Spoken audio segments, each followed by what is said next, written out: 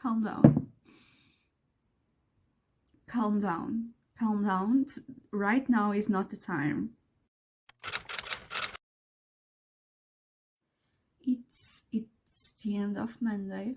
I'm not sure what this video is going to be yet. But I have a new book. Was it an impulsive buy? Yes. Ouch. Yes, it was. It's The Viscount Who Loved Me, the second book in the Bridgerton series. No, I have not read the book, the Duke and I, and no, I haven't seen the series yet. But there's something about this very specific mass market paperback that just has been calling for me for years at this point, and it's so cute. I could not help myself. It was at €8, so it's a cute little paperback of a Regency romance, I'm pretty sure. Yes, I'm not even sure what this is about. I know this romance is about like this bachelor and the older sister of the woman he's trying to get with, or something like that. I might read this week. I might start it this week. It all depends on how my reading is going with The Lock's Tomb. Okay, so initially I was going to film a reading vlog of my reading of Gideon the Ninth.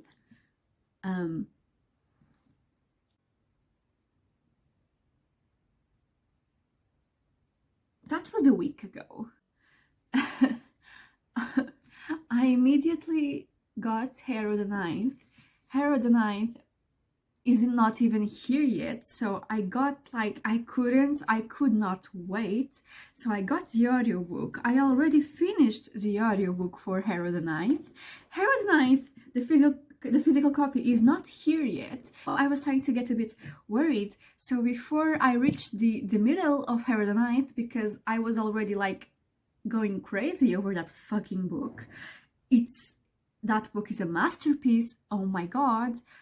I thought, you know what, I'm going to buy None the Ninth already, so maybe when I finish Harrow the Ninth, I will only have to wait for a few days before I get None the Ninth in my hands. And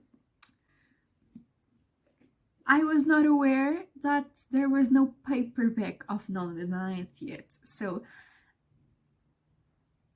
yeah, so today before lunch I finished listening to Harrow the Ninth, and I said,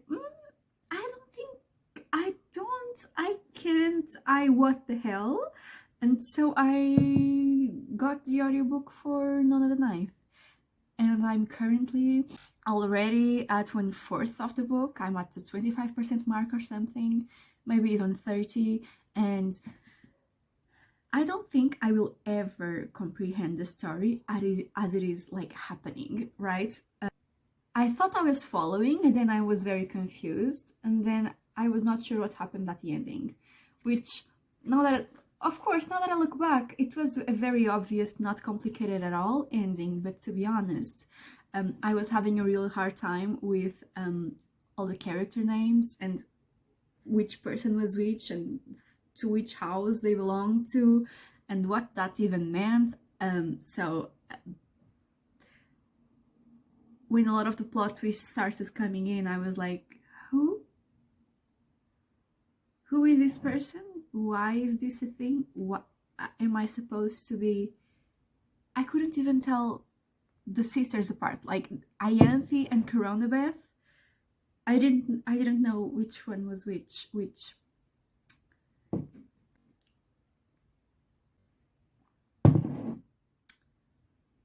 I'm very aware now. Harrow the Ninth was the trippiest, most single gaslighting book I have ever read. It was amazing. I love it so much. From an author's standpoint, I mean, not that I'm an author, but I'm just thinking about like how the author crafted all of that. That was amazing. That Harrow the Ninth was amazing, and I was starting like to get a bit scared because I know a lot of people really liked Gideon. To me, Gideon was only 3.5, 4 stars, and then they got to Harrow, and sure, it was a struggle, and it paid off, sure, but it was not a pleasant read. I enjoyed myself for 100%.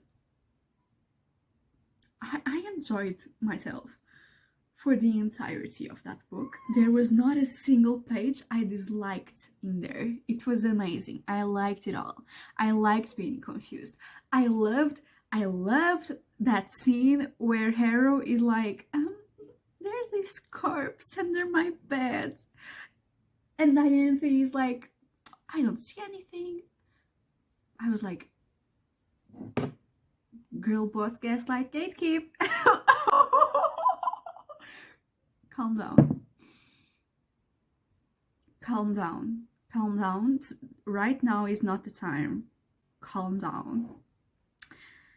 All of this to say, I'm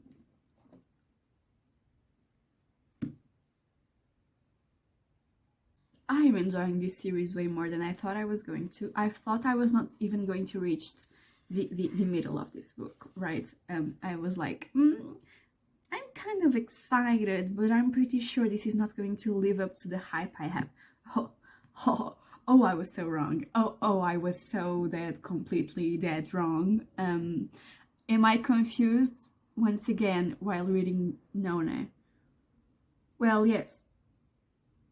But so is Nona, so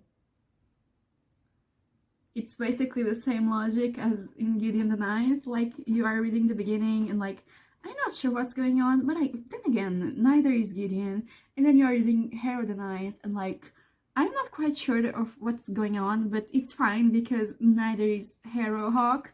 And now I don't really understand who these people are, where we are, why are we here, but it's okay. Neither does Nona, so... And I'm already like suffering because Electo is not going to be here until 2025. Oh my god, 2024. And it's not even the middle of 2023. There's not even a physical paperback copy of Nona, much less Electo. I'm just not doing very hot right now. I mean, maybe I am, it depends on your perspective. I'm a mess, I'm excited as fuck. I cannot, every second that goes by, I'm thinking about this series. Oh, that's good, right? That's good. Yeah. On a different note, I thought I was going to like spend maybe 2 minutes on that. More like 8. Anyways, that's not a lot.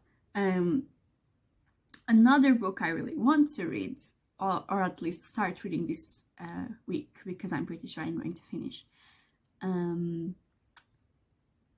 this week, is In the Weeds by B.K. Borison, because I don't know if you saw my video where I talk about all the series I started up until now and which ones I'm intending on finishing, but this series is one of the ones that I really want to finish. And this is going to be picked up by a traditional publishing house, and it's going to be traditionally published, which is exciting as fuck because these books deserve it. At least the first one deserved it. I'm not sure, I haven't read this yet, right? Sure, of course, this is just the prologue.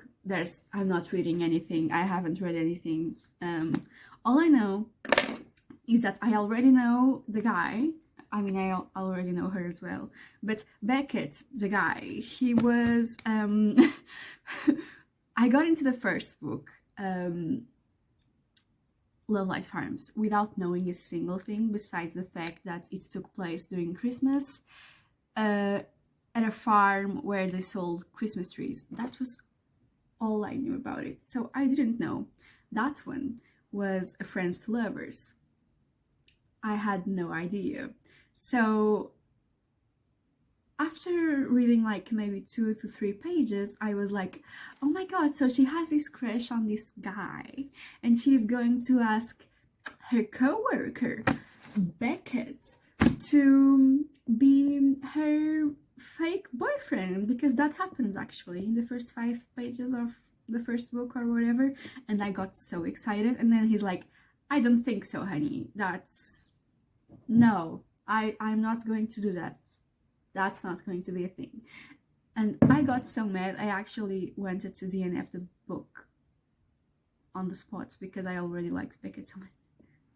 In 5 pages, because as soon as I saw that dialogue, I started creating a whole romance in my head, because as one does, and then they were shut it down immediately, and I got so mad.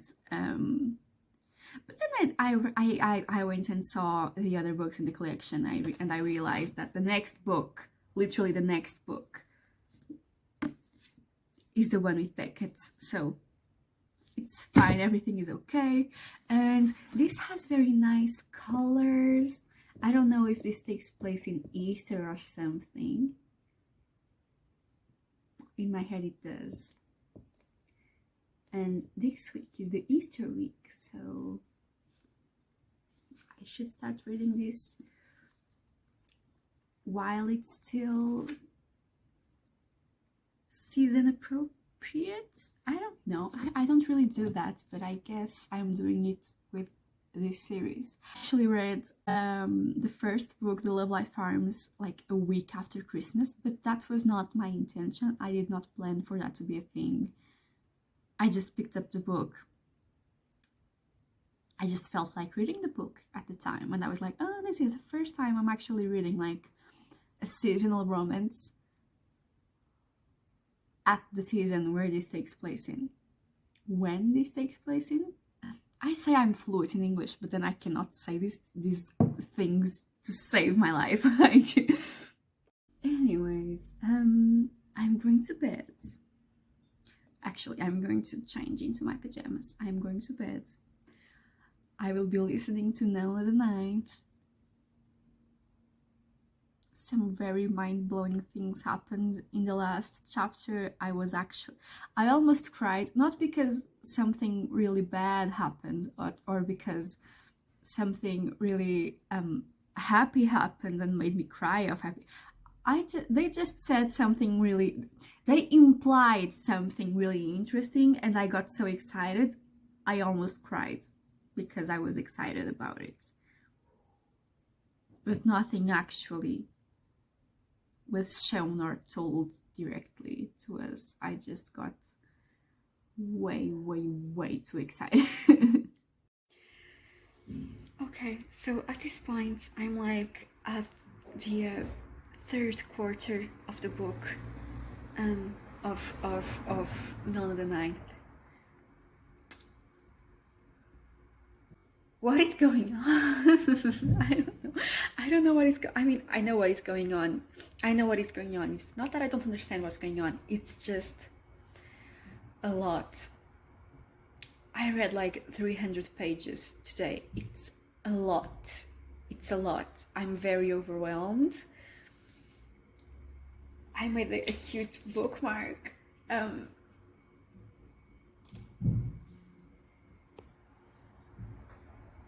I feel so tired from everything. I'm back like 2 minutes later because fuck, I missed Gideon. Don't cry. Oh, I'm emotional. I didn't think I would get emotional because I missed these characters so much. Look, if we ever get like full-on Harrow Hawk just talking and shit, I'm going to cry because she's my favorite character. But Gideon just... If that's how you get a lady's pants off, no wonder I got your girl. Oh, Gideon, what the fuck, Gideon? Shut up, I just reached that part. I finally understood all of the Harrow the Ninth book cover memes. I just got them. I just reached the part where all of those memes come from. Okay. When I started this book, I was talking to my friend and I was saying that it was kind of interesting how every once in a while we would get John chapter, right? A God chapter telling us how the universe, well, not the universe, but like how the world came to be as we knew it, right? And how like the beginning of those chapters were like the chapters from the Bible, right? John 12:04. I don't actually know what numbers, like how that numbering works, and I also don't understand how these work, but we just got to the point where he's talking about how he tried to absorb the planet. I'm pretty sure he's talking about how basically his cavalier, his other half, was the planet Earth itself, but sure. And he couldn't absorb all of the planet, so he had to create another body. And so with his ribs, he created another body. And he was in a very stressful situation. So he had to think of a model real fast. He wanted to create a very beautiful body. So he thought back to the dolls his mother had. And he created Electo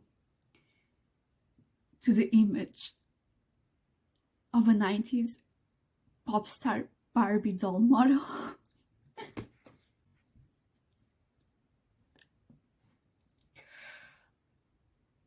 I love this book so much. I love this book so much.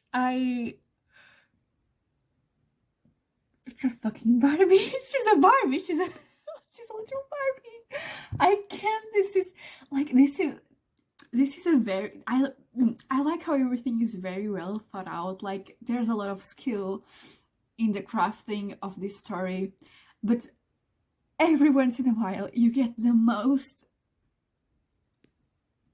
meme behaviors ever, and I love it so much. I love this so much. So last night I actually finished Harrow the Ninth, and that's all I've been able to think about for the rest of, honestly, the night and the day. I'm not even sure what I want to say about it.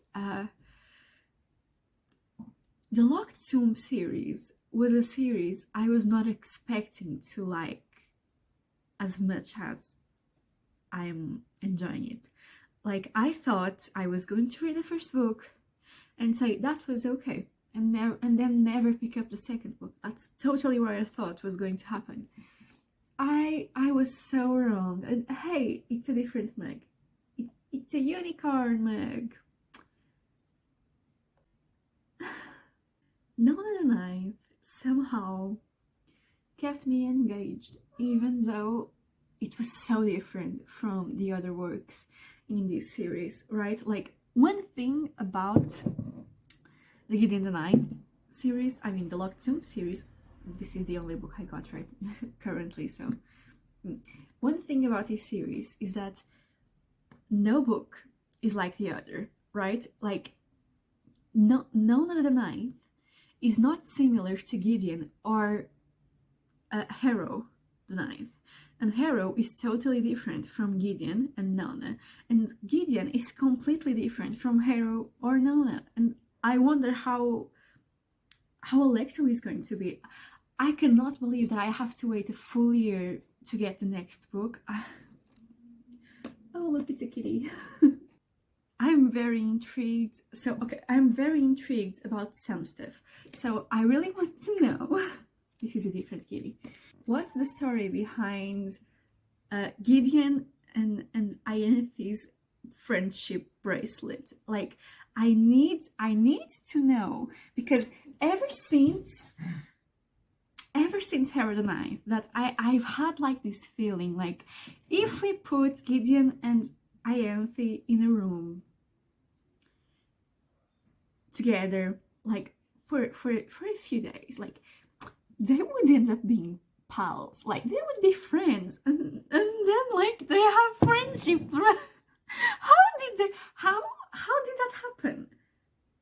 You know that Gideon was the one that made the bracelets. Like Gideon did that. She had to be the one to do that, right? Yes, I read that whole thing, and the only detail I'm talking about is the friendship bracelets. I'm sorry, but Nona, oh, I really like Nona, and we just know, right? It has to be a thing, right? You know how all throughout this book we got little John chapters that were basically Bible chapters. We are totally going to get Electo chapters just sprinkled all throughout Electo the Ninth, and they are going to be like very different, because that's prologue, not prologue. That epilogue was, number one, very hard. English, as you can tell, English is not my first language. That was hard for me. Not like hard, oh no, I don't know what I'm reading, but like I had to concentrate to understand what I was reading. And can we also talk about how the first thing that Electo says is the ending of the poem that is written it's either the prologue or before the prologue, at the very beginning of the book. It's amazing. Like, she finishes the prologue for us. Look, this series has been very well crafted. Like, to me, Gideon was the weakest book in the whole series. Really. Harrow was just fantastic. And I don't understand how I was able to read in 2 days a whole book with none of my favorite characters were there. None of them were there, and I read that whole thing in less than 48 hours. It was just great. And I finished the book like at 2 a.m. or something, and I was just staring at the wall. I just didn't know how to deal with what I just read, because oh Jesus, like the fourth book is going to be a mess. Oh no, the fourth book is going to be a mess. And I thought, the only thing that I can do right now is grab a very simple book that's not complicated at all, and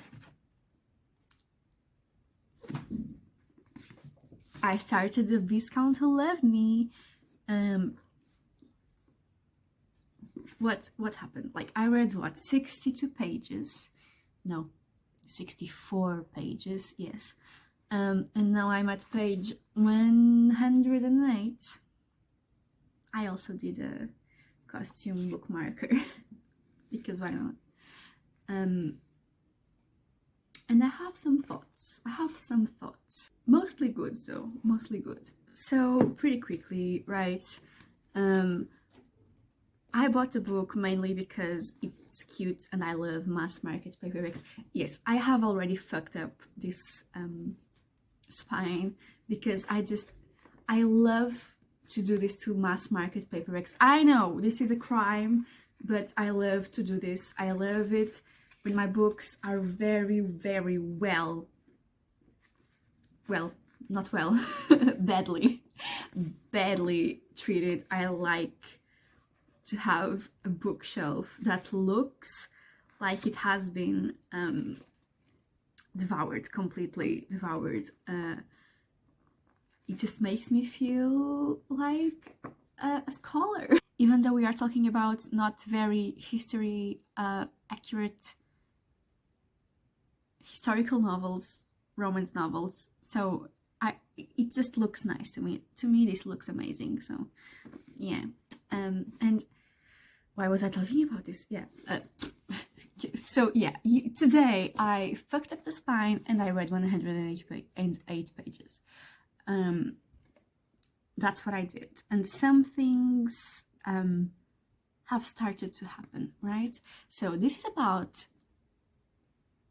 a Viscount that is, what's his name?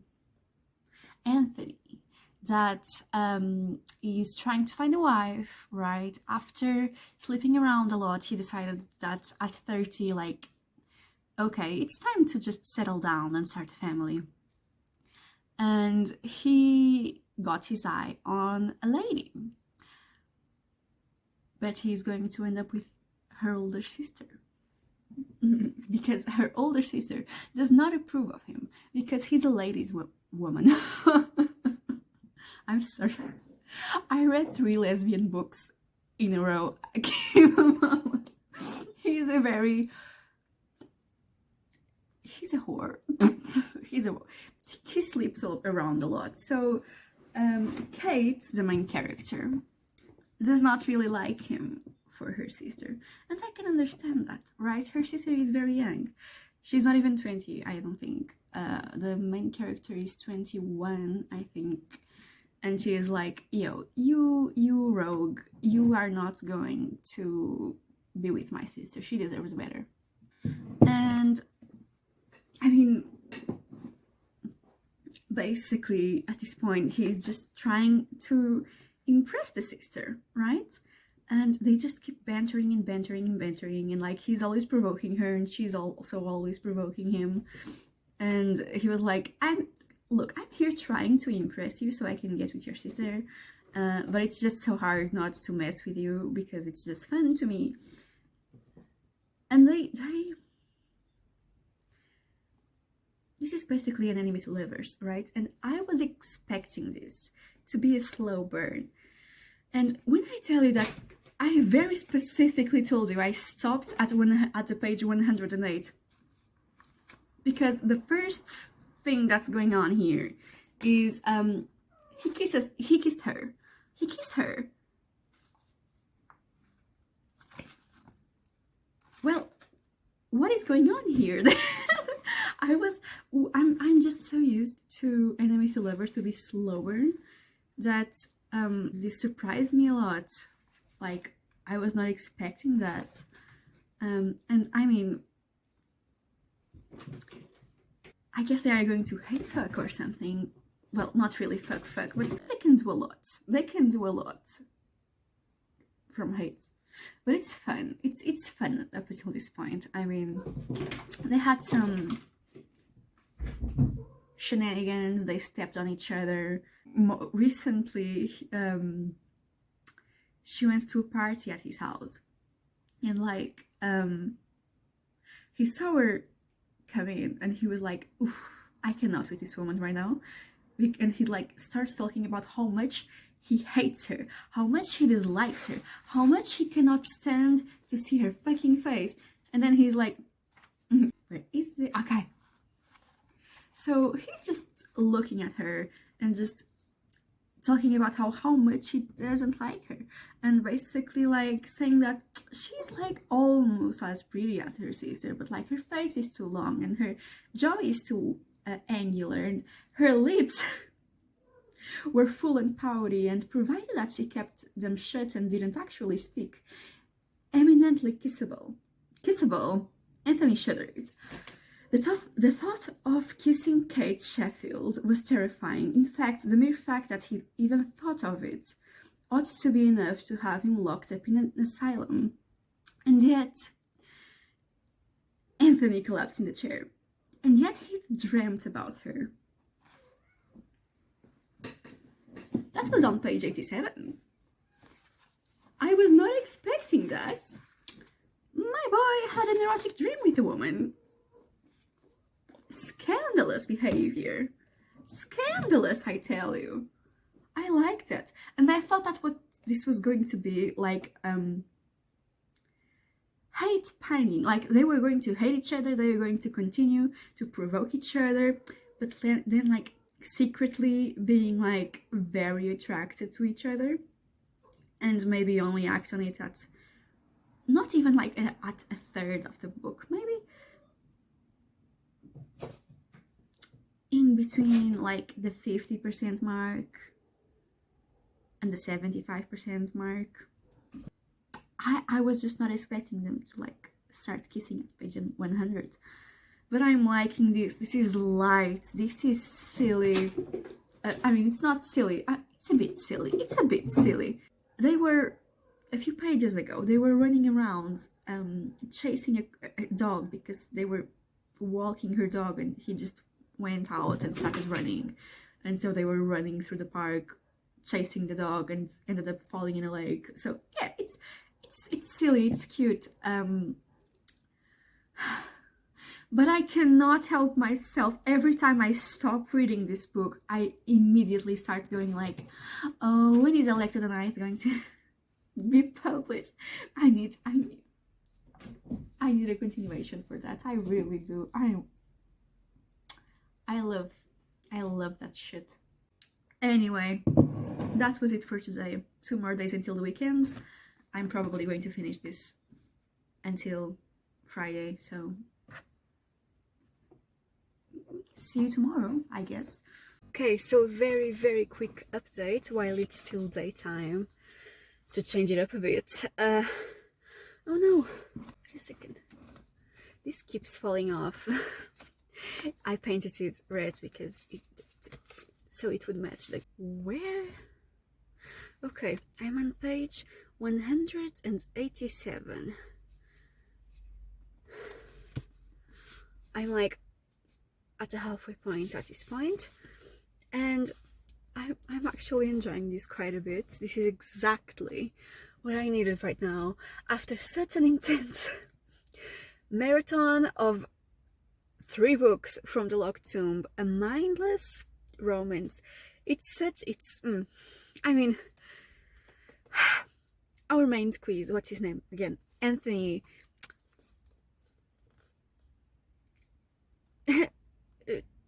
He's a bit of misogynist. That's the word. Yeah,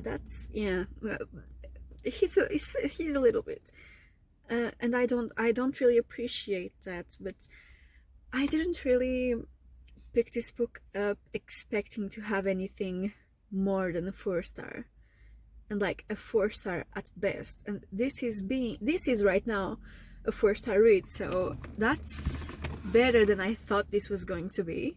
Being a 4-star read is the best out of my expectations. Like that's great. I also started reading a different book last night because, of course, I never read just one book at one time. So I started reading a mafia romance, an arranged marriage mafia romance,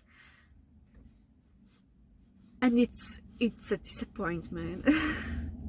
I read 40 books of that page. I read 40 pages of that book, and it's not so hot, it's not so great, it's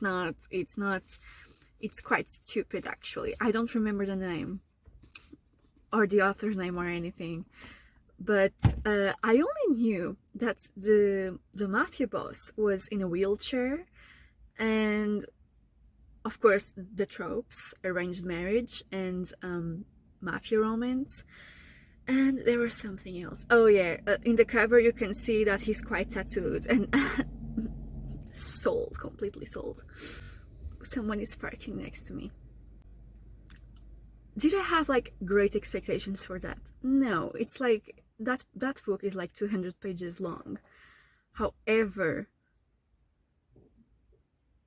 you know, when you get like in this kind of romances, you always get that moment where he does a background check on her. That always happens, but it tends to be like a situation where he flexes like some knowledge that he has of her, that there's like, you couldn't have gotten that information like through any legal process. Like that's not a thing, like that you should not have that information, that's confidential.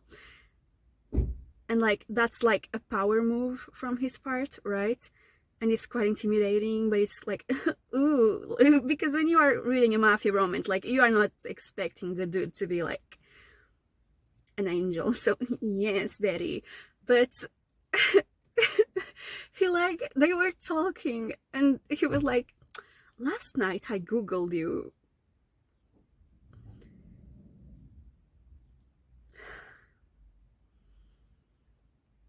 Google search. That was so underwhelming, and like, there's more to that book, but I'll read a bit more before I start talking shit about it, because I'm still like, I want to see where this is going. It's a short read, and I mean, I am looking for silly little romances, so let that man Google search her. It's fine. Sure. After I've read a bit more of that book, I'll update you. Oh my god! I totally forgot about this. Like 10 minutes ago, I received an email. Harrow the Ninth is on its way to me. Finally. But like, it's tomorrow is Friday, so that means that I will only get my hands on that book on Monday, which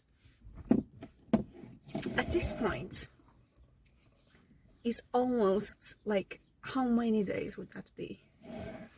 Like 10 or 12 days since 12 days since I ordered that book. That's when I'm going to get it. Life is so hard sometimes. First world problems.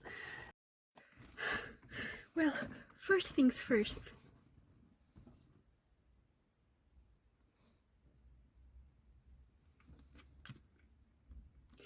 I'm completely obsessed with this. Oh my god, it's so pretty. And like, I'm only realizing this that I have the book in my hand. This is a shattered planet, and given that I have already read None of the Ninth, this blue glow, that's a resurrection beast. That's a resurrection beast glow. Anyways, the only thing I have to say about finally having this physical copy is that there's some bonus content in here that was not in the audiobook, right? The Blood of Eden memorandum for record, where the Blood of Eden are like explaining how to defeat the houses, like what not to do when facing a necromancer, how to identify him, how to like saying what necromancers can and cannot do, because there are some misconceptions. And I just took a quick glance at this, and some of these are wrong. But I'll be having fun tonight just reading that, and it's so pretty, and I'm matching. I did not plan for this. I was not aware I was going to receive this book until like 11 a.m. Oh, she's so pretty. Stop, calm down. I'm sorry, but this was one of the best books I read this year. I want to say, I know it's only March. It's only March, sure. And I don't really remember what other books I read this year. Honestly, the only thing I can remember reading was this series. It has taken over my brain completely. I can only think of this series. Oh my god, I love Harrow. I love her. I love this book so much. This was a masterpiece, all right. But continuing on with some book updates. The Viscount Who Loved Me, right? I'm almost on page 300. I'm on page 287, and they just had their wedding night. Like, when I first got engaged, I was like, that's I was not expecting that. That was very anticlimactic. But then I thought a little about it, and you know what? They are going to learn how to love each other after being married, right? It's like it's the traditional, typical arranged marriage situation where they get married and they are not expecting to actually love each other, but then they actually learn to love each other, and it's just great. But I did not like their wedding night, the conversations before their wedding night, and honestly, all of her insecurities are just making me sad. I was excited, and now I'm just a little bit sad, and I'm not feeling the 4 stars anymore. Honestly, I'm feeling like a 3, and not a 2.5 because I actually liked the beginning. It still has some space to recover, but I feel like if we still had like if the events that are happening and their emotional and mental state right now were actually taking place like in the middle of the book, we would still have a lot of space and a lot of time for them to overcome all of these problems. But it's right here. It's almost over. It's what? I have 90 pages left. That's just that. And I have a feeling this is going to feel rushed and a bit unearned. So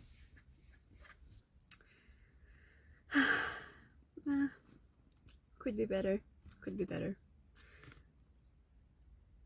But overall, not an unpleasant read. I know that's by the ending of this book I'm not going to be displeased. It's just that the last 50 pages were not my favorite at all. But some updates on the Mafia book. I did not read much of that. I was otherwise engaged. But it's slow right now. He asked her to paint a self-portrait, because she's an artist, of herself, with one condition: she has to be naked. And like, dude, that was, I'm not feeling I'm not feeling the spark. I'm really not. But I mean, unlike the Viscount who loved me, there's still space for that spark to begin sparking, right? This one is... Actually, let me just say something else. Because this bad wedding situation is happening, I actually just skimmed over something, right? That was very important. And one of the reasons why I would still rate this a positive note, a positive star rating. They had a very lovely conversation and situation. Basically, she's scared of storms. There's no like special reason as to why she dislikes storms. She just does.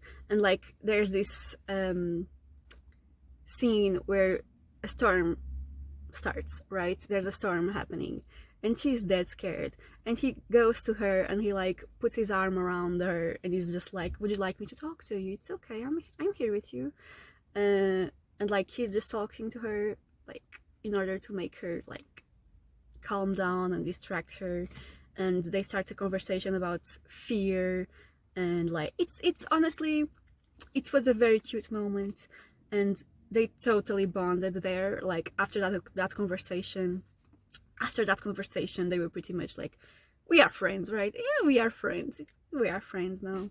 And then the next day they were just talking in the garden, and like, he gets scared because of a bee because his dad was killed by a bee. And every time they mention the bee, I instantly hear Amber Heard's voice saying, "My dog stepped on the bee," and I cannot take this scene seriously. But that was actually the incident as to why they got married, because a bee stung her in the breast, and he was out in the open, sucking her titty to take out the venom, and people saw that because they were literally outside in the gardens, and they were like, well, I mean, why not? That's what I mean when I say it was a bit, oh, that's why they're getting married, okay, all right then. But anyways, let's focus on that nice, sweet, cute scene where she was scared of the storm and he was just taking care of her. That was nice. I liked that. And the color is so pretty. I'm obsessed. Great lighting, but I'm just here to tell you that I finished it. Underwhelming. 3 stars. Oh my god. Hello. Oh, let me just take this away from you.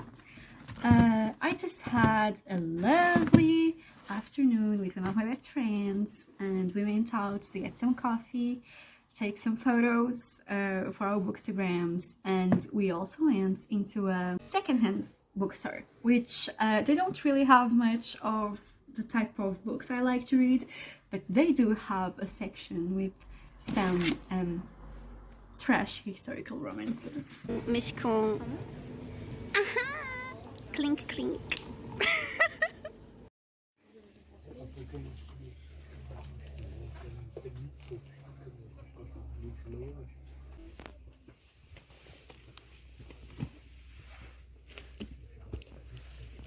I'm not really saying anything besides look at the books I got. They look dirty. Just my time. Each one of these was only €3, which is, it's cute and oops, and like this one is just a regular mass market, but this one is one of those that like it's a little naughty, and I love that. I read what these were about. I already forgot because, to be honest, most of it was just for the looks. Because I'm a cover buyer, no shame. Like I absolutely buy books because of the covers. Like I've been doing that for years. No shame. Noble Brighton had suffered greatly at the hands of his first wife, so it's a second marriage. And he's getting married to a half American. That's all I know. It's a second marriage. And this one, it still has the original price. It was £8. It's dollars actually. And what is this about? I also forgot. The perfect wife should be beautiful, trusting, and absolutely agreeable, or so Earl of Wildwood thought, but in New York Times best-selling author Victoria Alexander's intriguing tale, he finds that marriage is about more than mere appearances. Well, I bought it for the looks, so I can't really say anything about that. When the Earl of Wildwood meets Sabrina Winfield, he thinks he's found the ideal match. But beneath Sabrina's delicate beauty lies the most infuriatingly stubborn, wildly adventurous woman the Earl has ever met. She's nothing like the perfect wife he had imagined, and before long, all he can think of is quieting her biting wit with kisses, putting an end to her outlandish schemes with his own carefully planned seduction, and doing everything in his power to become the perfect husband. Which, I mean, look, this just will look so nice on my shelf. Anyways, I also dropped off Gideon the Ninth so my friend would read it, because I want to hear reactions to Harrow. Harrow was such a good book. Ooh, shut up. Anyways, I never actually like said what I thought about The Viscount Who Loved Me. Let's just say that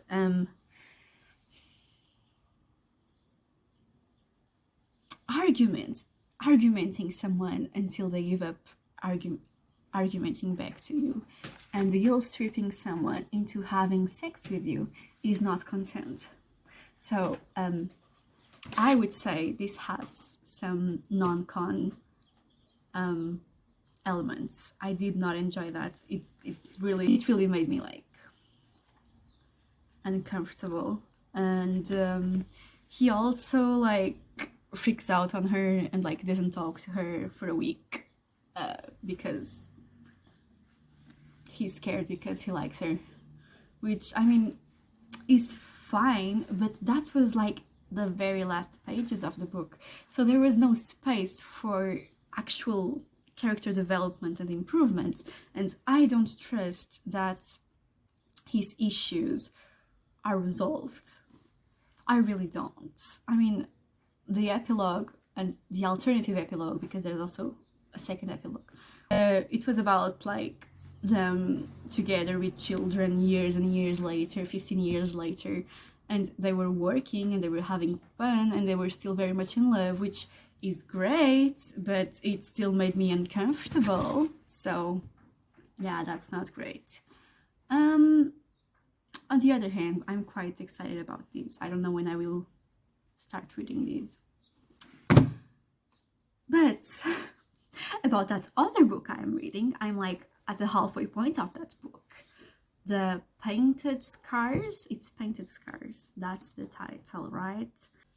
The Pacan, right? The Pacan, the mafia boss, is having some trouble because someone tried to kill him with a bomb, and that bomb made his knee like be completely shattered and destroyed beyond healing. So he will never have his knee be completely fine. And right now he is a 35-year-old, I think, McCann, that's single and on a wheelchair. And if some people were already trying to put him down, and now some other people that were not considering it are thinking that he's not good enough. So for whatever reason, that should be resolved by him getting a wife. I don't understand why, but that's what the narrative told me. But like, I'm okay with having like a not very believable premise. Like, I'm fine with that. I can get past that, it's fine. But like, his bodyguard, like, well, I know this man that has a daughter that when she was really young, like 14, she really liked to pretend to be other people. And so he grabs his phone and he shows him a video, like a 10-year-old video of a 14-year-old pretending to be a character that she invented on the spot. And like, the Pacan, I don't remember his name, the Pacan is like, sure, yeah, call her, we are going to get married next week. That was so random. I'm sorry, that was incredibly random. What do you mean?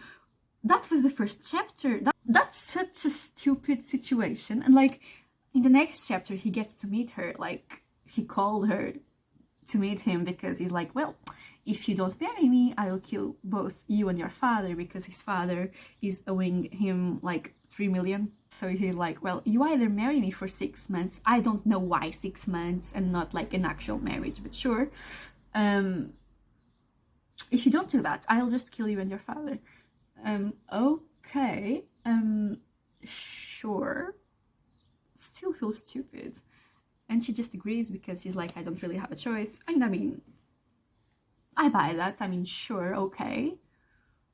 She's not going to try to outwit him because, well, she's just a regular woman. And he's a mafia boss, so sure, I do whatever the fuck you want, sure. And that's okay, but honestly, I'm actually having fun with it. It's fun, it's different. Well, it's not different, but it's different from the stuff I've been reading lately. And I'm having a good time. It's fun. I'm going to try to finish it tomorrow, so the conclusion to that is included in this video. But I honestly am making no promises. And as soon as I end that book, I'm going to start one of these. I don't know which one, but I am. Okay, so I have finished. Let me come here. I have finished the mafia romance. It was fun. Like, there were some aspects that I would prefer that were not there, right? Okay, so we were led to believe, at least in the first chapters, that our main character, the female main character, she was very crazy because she's an artist, right? And she was very alternative, and apparently her art is very not provocative but disturbing. Like, there's a lot of death themes. Like, her mother at one point mentions that there was a dead chicken in one of her paintings. So I was expecting to have like one of those mafia dark romances where, sure, the main character, the man, is very screwed, right? And he gets with this woman that he's expecting to be just a regular old person. Well, not old, but a regular person. And that she's going to be very scared of him and very disturbed and not going to be able to accept or deal with any of the mafia stuff that he has going on. But then, turns out, she's not right on the head herself. And she actually likes it. She wants to see him torture people. She wants to know that his gun has killed people in the last 10 minutes. And she wants to be railed by that gun. Like, that's a very popular, well, not popular, but relatively common trope in this kind of romances, right? Like, it's dark and it's sexual and you are trying to put those together. And given that they were setting up that the main character was like secretly, or not so secretly, a little bit of a crazy soul, I was totally expecting her to match his bloodthirst, right? That was not really the case. So she was SA'd by her ex, and the minute he realizes that, he's like, you are going to give me his name and I'm going to chase him down and kill him. And I was like, ooh, come on, let's go do that. Can she watch? Are they going to do something next to his body? Like, are we going to make him watch something while he's bleeding to death? Like, are we going to cut something and have like a little Gordon Ramsay? Not Gordon Ramsay, but a Ramsay Bolton moment. Like, here's your sausage, it's delicious, while he's eating it. Like, I was totally expecting to have some kind of crazy shit happening, but she's like, no, I cannot bear, like, you can kill people all you want, but I don't want to have any deaths attached to me. I don't want to have someone's death in my consciousness. And I was like, she's going to change her mind, right? That's what's going to happen. She did not change her mind. Like, she had that conversation at least twice with him, maybe 3 times, where she was saying like, this is a hard limit for me, you are not going to kill anyone because of me. And of course he breaches that, and he like, okay, I'll just not let you know. And she finds out. And I mean, in real life, like, that's a total acceptable hard limit to have, and a totally acceptable reason to break up with your partner. Like, he killed someone, right? But this is a mafia romance, and the main character was set up to be kind of crazy, kind of a quack. So I would have preferred if this conversation was not a thing, right? In this kind of romances, I really do not want to have don't kill anyone for me. Like, can you come up with some other plot, please? Because that's very much what I'm here for. I want to see people killing people. I want to see the mafia boss, whoever is in the mafia, or someone, like, even if they are not in the mafia, someone that is, I want to see the partner making someone else pay because of the things that they did to the main character. I really want to see that.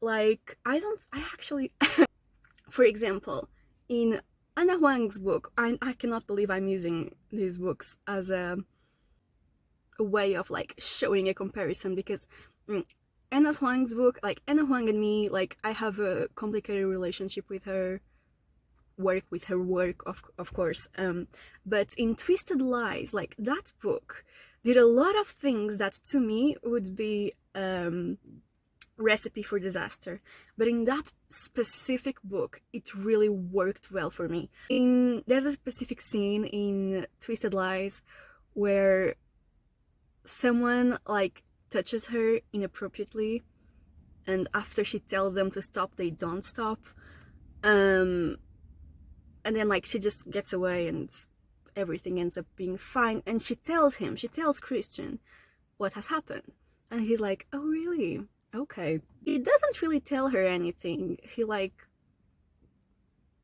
a few days later, chases him down, grabs him, cuts off his fingers, actually cuts off his hand, because it was the hand that he touched her with.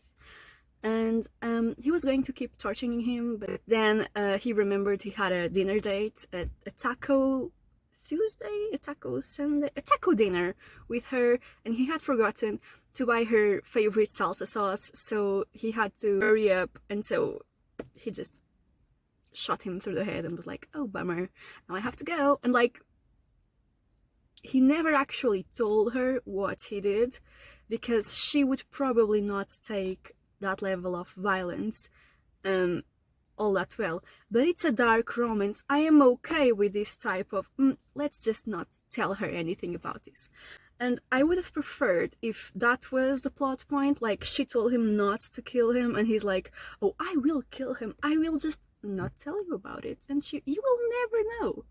I'll just say that he arranged, like, he could have just invented a lie, like, I met some things in his work and now he was transferred to a different country to work, that's why you are never going to find him again.